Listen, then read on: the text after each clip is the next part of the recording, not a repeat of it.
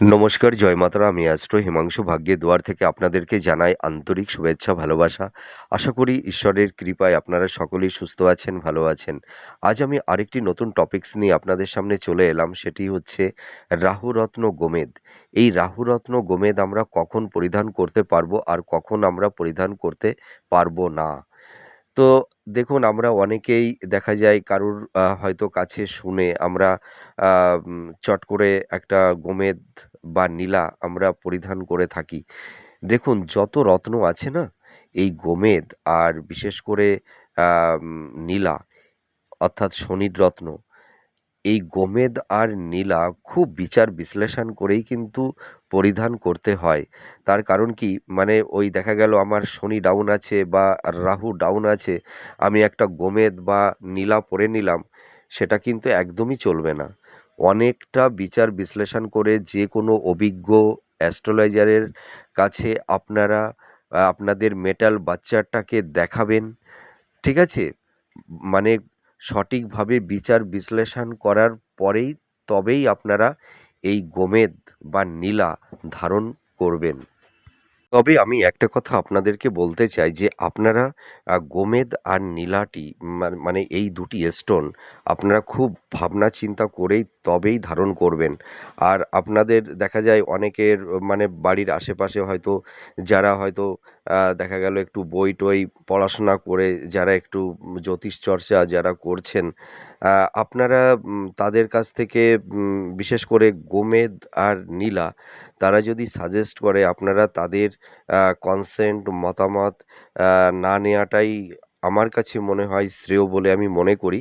আপনারা যে কোনো অভিজ্ঞ কোনো ভালো অ্যাস্ট্রোলজারের সঙ্গে কনসাল্ট করবেন, তবেই আপনারা গোমেদ আর নীলা এই দুটি স্টোন ধারণ করবেন। আমি বারবার করে বলছি, দেখুন এতে কি হয়, এই গোমেদ আর নীলাটা না, দেখবেন যারা খুব অতি মানে সাধারণ যারা অ্যাস্ট্রোলজি মানে যারা চর্চা করছেন, দেখবেন যে আপনার শনি ডাউন, আপনাকে একটা নীলা পরিয়ে দেবে, আপনার রাহু ডাউন, আপনাকে একটা গোমেদ পরিয়ে দেবেন। কিন্তু ওই যে ডাউন হলেই যে নীলা আর গোমেদ আমাদের পরিধান করতে হবে, এমন কোনো নিয়ম নেই। আমাদের অনেক কিছু বিচার বিশ্লেষণ করতে হয়, তারপরেই কিন্তু এই দুটি রেমেডি মানে অভিজ্ঞ অ্যাস্ট্রোলজার যেনারা আছেন তারা কিন্তু প্রেডিকশানটা করে থাকেন। তো আপনারা মানে যে কোনো ওই ছোটোখাটো যারা ধরুন একটু বই টই পড়াশোনা করে যারা জ্যোতিষ চর্চা করছেন, হ্যাঁ, আমি কাউকে ছোট করছি না। তো আপনারা এই বিশেষ করে গোমেদ আর নীলা এই দুটি স্টোনের ক্ষেত্রে আপনারা যে কোনো অভিজ্ঞ অ্যাস্ট্রোলজারের সঙ্গে কনসাল্ট করবেন, তবেই আপনারা এই রত্ন দুটি পরিধান করবেন। তা আজকের বিষয়বস্তু হচ্ছে যে রাহুরত্ন গোমেদ আমরা কখন পরিধান আহ, আমরা করতে পারবো আর কখন আমরা পরিধান করতে পারবো না। তো আমরা দেখুন, রাহু হচ্ছে একটা মানে দৈত্যকুলের বা রাক্ষসকুলের একটা ছায়া গ্রহ, একটা শ্যাডো প্ল্যানেট। এই রাহুর একটা নেচারটা কি, তার মধ্যে ভোগ বাসনা, হ্যাঁ, এইগুলো রয়েছে। সে যে কোনো শর্তে হোক না কেন, ছলে বলে কৌশলে সে তার স্বার্থকে সে চরিতার্থ করতে চায়। তার রাহুর মধ্যে রয়েছে অলীক কল্পনা, ঠিক আছে? সে তার মধ্যে অলীক বুদ্ধির জন্ম নেয়। তখন সে যে কোনো বিপথে পরিচালিত করে দেয় জাতক জাতিকাদেরকে। তখন তাদের মধ্যে একটা ইলিউশন, একটা প্লেজার, একটা ধোঁয়াশা, এইগুলো কিন্তু তৈরি করে দেয়। তখন কিন্তু তারা বুঝতে পারে না যে আমার কোনটা করা উচিত আর কোনটা করা উচিত নয়। তার মানে সে একটা মানে আহ, মানে একটা ইলিউশনের মধ্যে পড়ে যায়। তো রাহু অশুভ একটা নৈসর্গিক একটা শ্যাডো প্ল্যানেট, আমরা সকলেই কম বেশি জানি। তা এই যে রাহু কোন কোন রাশিতে শুভ ফল দেয় সেটা আগে আমাদের জানতে হবে। যেমন বৃষ রাশি, মিথুন রাশি, এই রাশিতে রাহু উচ্চস্থ হয়, সেখানে শুভ ফল প্রদান করে থাকে। এছাড়া দেখা যায় কন্যা রাশির ঘর, তারপরে সক্ষেত্রিক, কুম্ভ রাশির ঘর, হ্যাঁ, বা মূলত্রিকোণ, এইসব জায়গাগুলোতে কিন্তু রাহু শুভফল প্রদান করে থাকে। আবার দেখা যায় যে কন্যা রাশি, মিথুন রাশি, বৃষ রাশি, কুম্ভ রাশি, তুলা রাশি, মকর রাশি, এই সব রাশিতেও কিন্তু রাহু সাধারণত শুভফল দিয়ে থাকে। তো আমাদের একটা মানে সবথেকে বড় গুরুত্বপূর্ণ বিষয় আমাদের জানতে হবে যে দ্বিতীয়, ষষ্ঠ মানে ষষ্ঠমে আর হচ্ছে একাদশে সবথেকে শুভ ফল প্রদান করে থাকে রাহু। কি বললাম? দ্বিতীয়, ষষ্ঠমে আর হচ্ছে একাদশে, এই তিনটি হাউজে রাহু সবথেকে শুভ ফল প্রদান করে থাকে। তো এবার আমি আপনাদেরকে বলতে চলেছি যে রাহুরত্ন গোমেদ কখন আমরা পরিধান করব বা করা উচিত।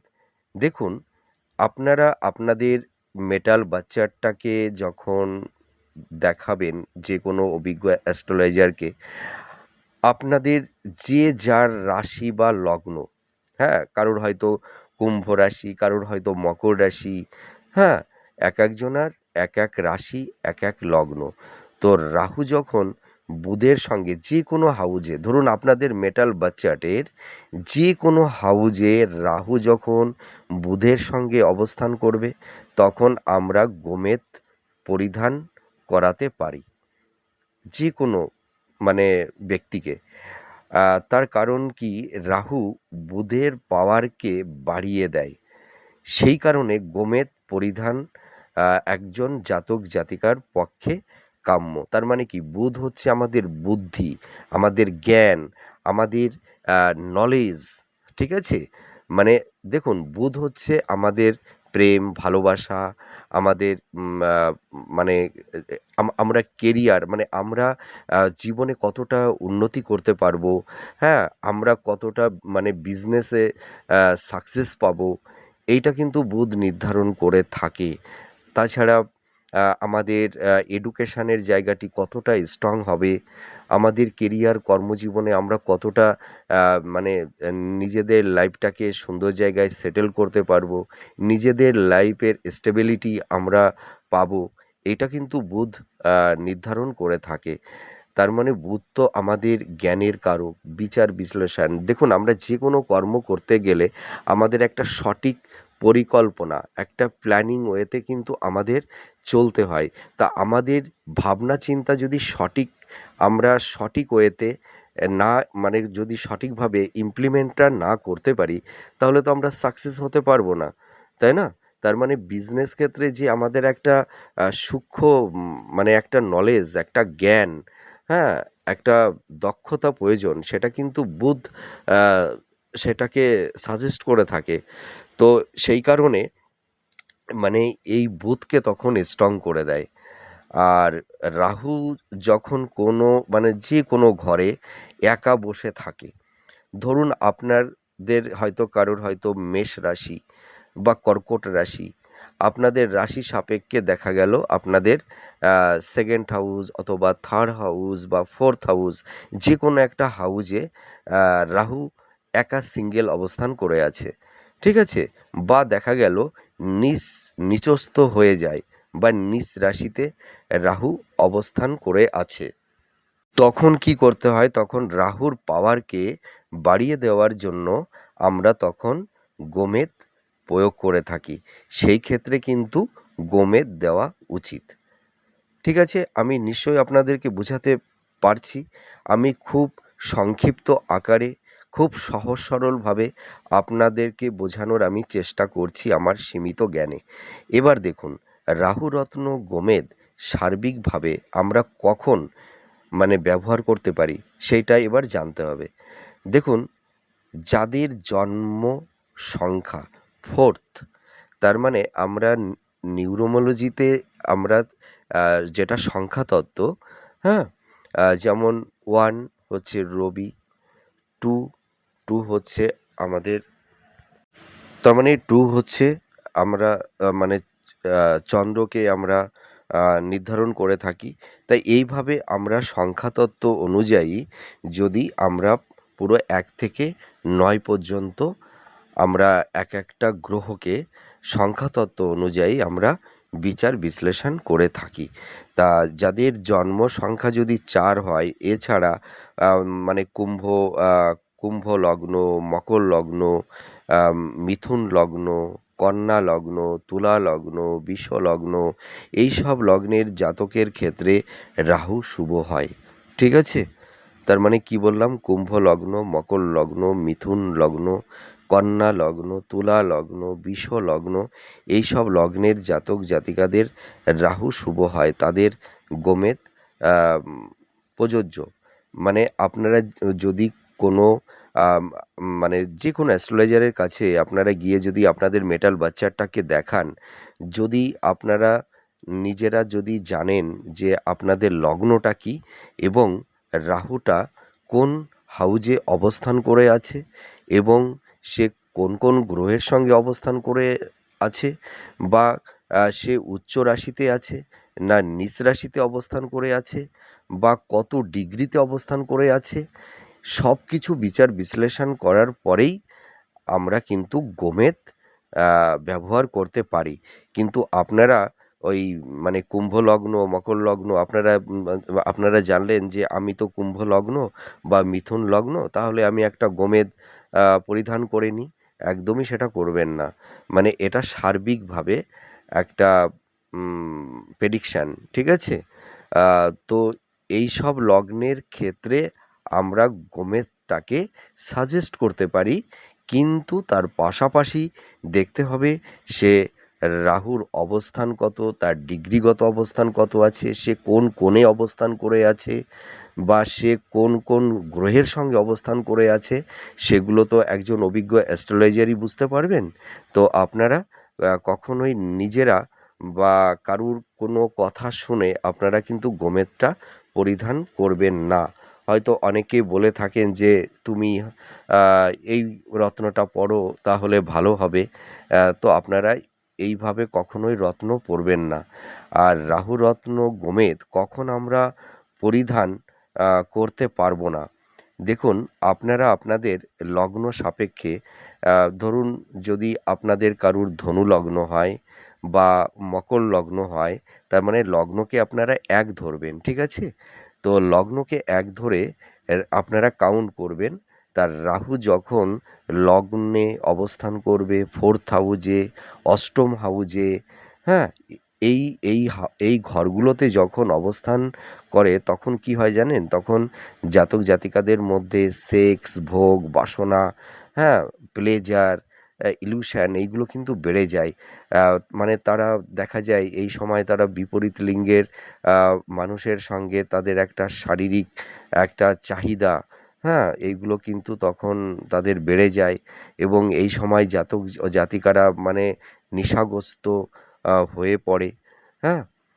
এবং যখন রাহু 4th হাউস এবং 8th হাউজে, এই দুটি হাউজে যখন অবস্থান অবস্থান করে, তখন কিন্তু এই দেখা যায় তার পাশাপাশি যদি সেই গ্রহের সঙ্গে ধরুন কোনো নেগেটিভ, যদি কোনো অশুভ গ্রহ রাহুর সঙ্গে অবস্থান করে থাকে, তাহলে কিন্তু এই সময় আবার আমরা সেই শুভ ফলটা অতটা পাবো না। তখন আমাদেরকে একটু আরও বিচার বিশ্লেষণ করতে হবে যে রাহুর অবস্থান বা ট্রানজিট বা তার গোচর, এবার দেখতে হবে যে রাহুর ওপরে আবার অন্য অন্য গ্রহের কী দৃষ্টি চলছে, হ্যাঁ? সেগুলোও কিন্তু তখন দেখতে হয়। আর আরেকটা কথা আমি এখানে আপনাদের বলতে চলেছি, আ যেটা কিনা দেখুন, এবার দেখা গেল যে রাহু ধরুন 4th হাউজে আর অষ্টম হাউজে বসে আছে। কিন্তু দেখা যায় যদি ওই সময় কোনো শুভ গ্রহ ওই 4th হাউজে বা 8th হাউজে ওই রাহুর সঙ্গে যদি অবস্থান করে, তখন কিন্তু আবার রাহু সেই সময়েও আবার নেগেটিভ ফল দেবে। ঠিক আছে? তখন কি হবে? জাতক জাতিকারা দেখবেন ঘুমাতে পারবে না। তারপরে মনের ওপরে মানে একটা মানসিক চাপ, অস্থিরতা, এনজাইটি, তারপরে দেখবেন তাদের মধ্যে রাগ, জেদ, ক্রোধ এইগুলো বৃদ্ধি পেয়ে যাবে। তারা একটু বেপরোয়া হয়ে যাবে। ঠিক আছে? মানে কারুর কথা তারা তখন শুনতে চাইবে না। পিতা, মাতা, মা, বাবা কাউকেই তারা অতটা সম্মান করতে চাইবে না। তারা নিজের খেয়ালে, নিজের ভাবে তখন তারা চলবার চেষ্টা করবে। ঠিক আছে? এবং এই সময় জাতক জাতিকাদের একটু সেক্সের প্রতি চাহিদা বেড়ে যায়। তারা অনেক সময় পরকীয়তার মধ্যে, পরনারীর প্রতি, পরস্ত্রীর প্রতি আসক্তি হয়ে পড়ে, বা দেখা যায় অনেকে অবৈধ সম্পর্কের মধ্যে জড়িয়ে পড়েন, হ্যাঁ? তো তাছাড়া দেখা যায় যে জাতক জাতিকারা অনেক সময় মানে বিপরীত লিঙ্গের মানে সেটা পুরুষ এবং স্ত্রী উভয়ের ক্ষেত্রেই বলছি, দেখা যাচ্ছে যে কারুর সঙ্গে হয়তো একটা মানে কি বলবো, পরকীয়তা সম্পর্ক বা অবৈধ সম্পর্কের মধ্যে জড়িয়ে গিয়ে দেখা গেল মান সম্মান হানি, অর্থহানি, অর্থদণ্ড বা আইনি কোনো ঝুট ঝামেলা, জটিলতা এইগুলোও কিন্তু তৈরি করে দেয়। তো আর এর পাশাপাশি দেখা যায় এই সময় মানে আ জাতক জাতিকাদের মানে ফ্রেন্ড সার্কেল, বন্ধুত্ব বেড়ে যায়। তারা যেকোনো নেশার মধ্যে মানে অ্যাডাক্টেড হয়ে পড়ে, হ্যাঁ? আ তো এইসব আ বিষয় কিন্তু তখন দেখতে পাওয়া যায়। তো আমাদের মানে বিচার বিশ্লেষণ করেই তারপরে আমরা কিন্তু গোমেদ ব্যবহার করতে পারি। তো আ ঝট করে বা হঠকারিতা একটা সিদ্ধান্ত বা কারুর কথায় প্রভাবিত হয়ে একজনা বলল যে, "আপনি একটা গোমেদ পরিধান করে নিন, আপনার ভালো হবে।" আপনারা কখনোই সেটা করবেন না। তার মানে বুঝতে তো পারলেন যে আগে মেটাল বাচ্চাটাকে দেখতে হবে রাহু কোন অবস্থাতে আছে। সে শুভ গ্রহ না অশুভ গ্রহের সঙ্গে বসে আছে, বা সে একা যে কোনো একটা হাউজে বসে আছে কিনা, ঠিক আছে? বা অন্য আ শত্রু গ্রহ আ তার উপরে সে দৃষ্টি প্রদান করছে কিনা, সে কোন কোণে আছে, অনেক কিছু ক্রাইটেরিয়া এখানে দেখতে হয়। তার উপর ভিত্তি করেই কিন্তু আমরা গোমেদ সিলেকশন করে থাকি।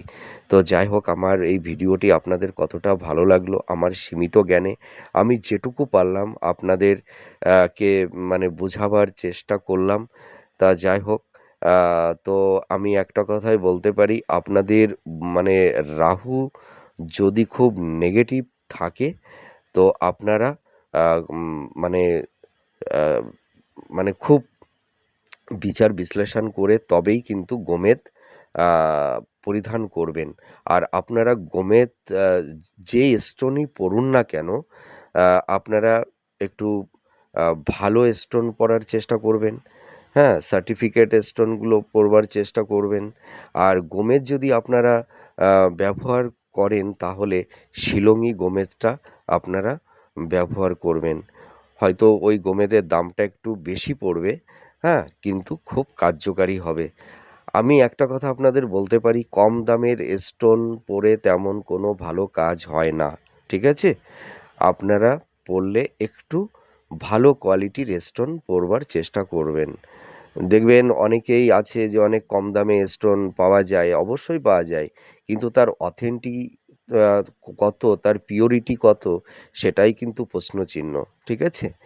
তো যাই হোক, আপনারা ভালো থাকবেন, সুস্থ থাকবেন। আবার পরবর্তী নেক্সট ভিডিওতে আবার নতুন কোনো টপিকস নিয়ে আপনাদের সামনে চলে আসবো। আজ তবে আসি। আবার পরে আপনাদের সঙ্গে কথা হবে, গল্প হবে। নমস্কার, জয় মা তারা।